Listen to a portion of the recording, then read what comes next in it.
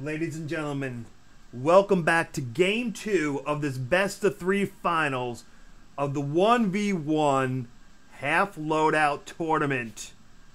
Dissonant is up 1-0 and is on match point. One win is all he needs to claim first place, the grand prize, and the respect of all the members watching on OPTV of winning a Mech Mania Monday tournament with some pretty tough competition. MsMinx, on the other hand, down one game, must win both games to stay in this. A loss at any point will cost her the tournament. Can she stay alive? Can she stay in this? Can she make it happen? Now, she did lose the last game. It was her map choice. She decides on the end for Chasm. If this goes to a full 3-game series, then Game 3, the map will be selected by the administration staff, meaning Insane Fire. So, Insane Fire, think of a map that if we get to Game 3, that you would want to see these two players compete on.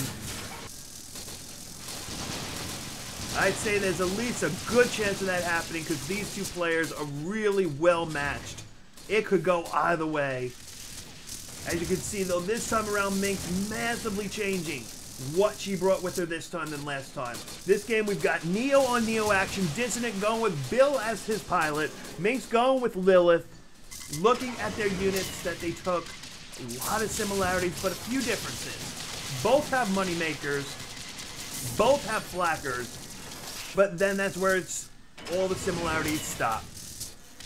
Dissonant's main battle unit is the Dillo once again. However, MsMinx went for the Geminis. The Geminis massively outdo Dillos as long as you can stay alive long enough and keep them alive long enough in the beginning stages when you don't have as many of them. If you do that, you will typically come out on top 7 times out of 10. However, her other counter for this, and she is wasting no time during that V path right off the bat. Her other approach for this, and it worked for her beautifully last time, is Jackals. Now, Jackals versus Dillos, I have to nod it off to Dillos. But you have to be able to produce a whole hell of a lot of them, and you have to have them in the right path, in the right spot. MsMinx with V paths all over the place. Dissonant with that stasis blast, very effective against those Jackals, but he almost dies in the process, needs to get away. Some Jackals going down on this path, the other Jackals going up on this path. You have to love it when the pathing, when someone really skillfully uses these paths. Right now at this fortress, there is nothing to destroy these Jackals. These Jackals will continue to circle around until Dissonant responds. He does come back, he does respond in time, he will not lose anything. And unfortunately, once again, MsMinx has some of those Jackals where they get jammed up. More V paths where these fun circles get. Look at these paths, folks. They are everywhere. Looks like a game of like almost shooting ladders here with all these paths all over the place. But the unfortunate thing for MsMinx is because she did so many of these paths and sent out so many of these units, she doesn't have a lot to try to hold on to this outpost. And as I said, Geminis can outdo Dillos, but you need to still have enough of them. And with those stasis blasts going off as well, Dissonant may have been able to outproduce MsMinx. If MsMinx loses this mid outpost, it could be very, very costly for her. She holds, barely, but she holds, but it is a costly hold.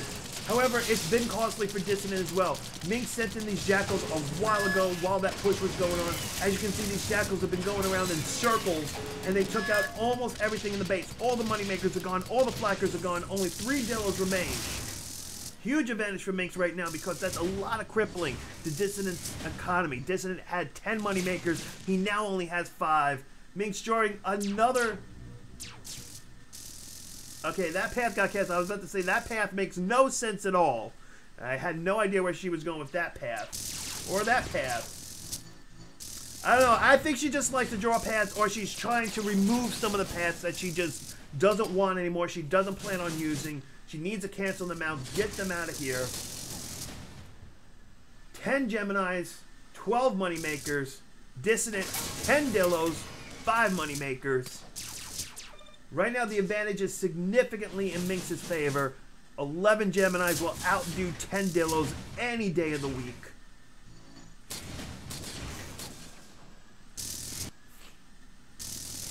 Can Dissonant stay in this long enough, get enough Dillos built up, and either secret...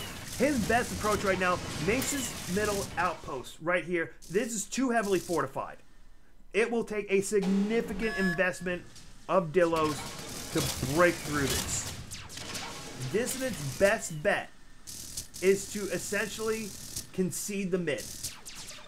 Concede it, realize right now there's nothing I can do about this. So instead, come over here, take all your units that you built up, custom V-path it, send it across the bridge here, send it across the bridge here, send it in here, take over this completely undefended factory, taking away that build speed advantage that Minx has, and gain some ground himself. He might be doing that now, but it's already potentially too late. Minx sending out those Geminis, first sending them out on a Y approach to go for the main fortress itself.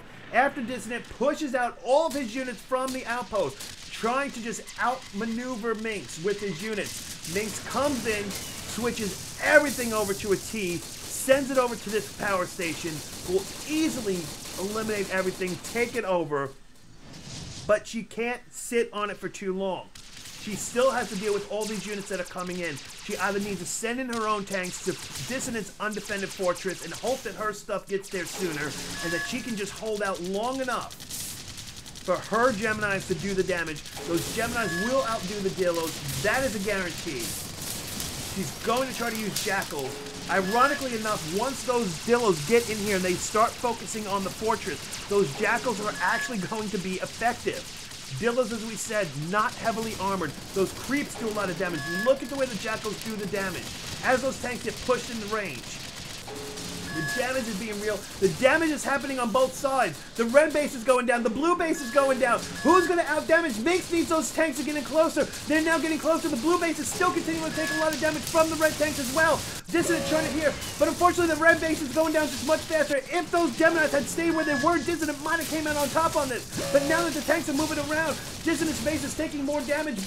Dissonant himself dies. This is a crucial death right now. Had he been able to keep deploying those tanks where the tanks would have been focusing on other tanks, his base would have taken more, potentially not the same amount of damage.